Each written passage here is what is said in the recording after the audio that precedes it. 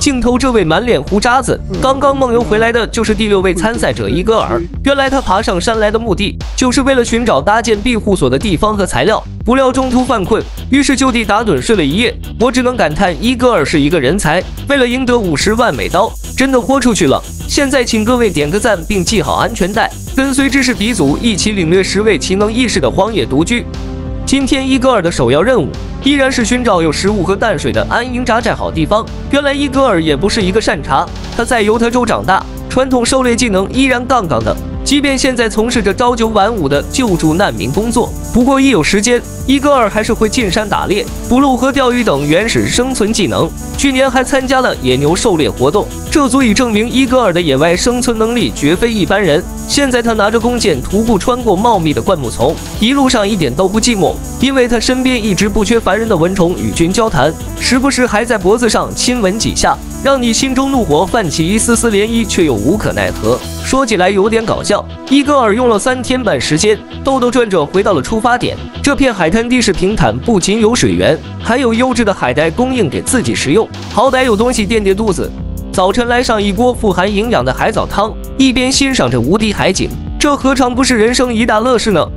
荒野独居开播以来，首位亚洲面孔终于出现了，他是这次荒野独居的第7位参赛者小金。别看他一脸稚嫩的孩子气，其实小金的人生阅历已经非常饱满，他拥有10多年的野外生存经验，早已成为了生活的一部分。你怎么也不会想到，白白净净的小金有着6年时间在加拿大军队服役过的经历，练就了一身本领，所以在寒冷与挨饿的环境下生存再熟悉不过。同时小金也是一名全科医生，主攻急诊和户外急救。这次野外生存比赛无疑是一次很好的实习机会。小金这次参赛的目的除了积累经验，更重要的是赢取50万美刀，因为他要偿还学业贷款。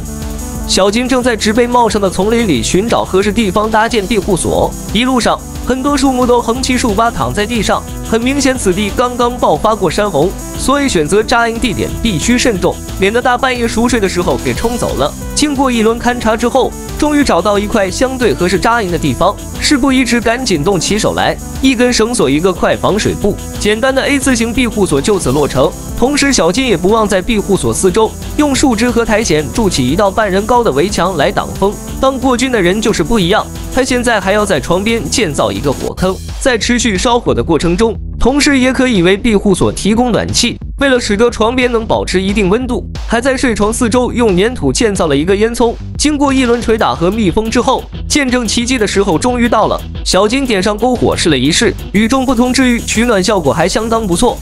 对着镜头小心翼翼说话的是第8位参赛者特瑞。原来他后面有一头海豹在水里悠哉悠哉的洗着澡。特瑞是一名阿拉斯加的商业渔民，这个职业不是所有人都能胜任，因为每次出海工作都需要100多天，每天消耗大量体能，一般一天要连续工作10几个小时以上。他每年都只努力工作4个月，然后背上背包，独自一人踏入荒野，挑战自我，并享受人生。像生吞虫子，在他眼里啥也不是。特瑞自曝3岁开始钓鱼，11岁独自猎杀到他人生第1头白尾鹿，这不是神通是什么？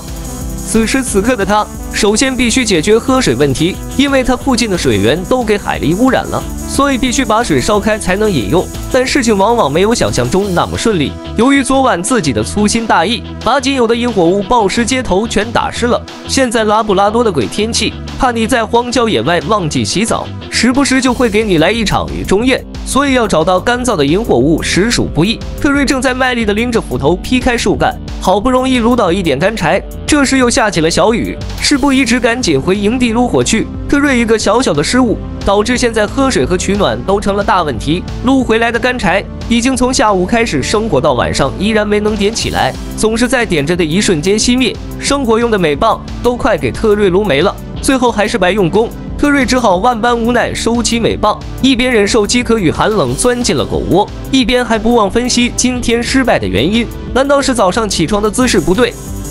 看来方法有效，特瑞生起火之后立马把水烧开，一饮而尽。为了不再重蹈覆辙昨天的狼狈不堪，特瑞现在着手搭建荒野独居参赛者的标志性庇护所，一条魔法绳索，一张防水布，配上几个木头固定形状，一个全新的 A 字形庇护所就此诞生。这下宝宝就不怕火堆被淋湿了。火和住处已经解决，现在就是全力以赴寻找食物。拥有钓鱼天赋的特瑞当然不会错过，他拿着自制钓鱼竿来到河流大显身手，果不其然，一条硕大肥美的鳟鱼上钩了。他小心翼翼把它拖进浅水区，然后牢牢地将其抓住，生怕有任何闪失，到时恐怕哭爹哭娘也无法挽回。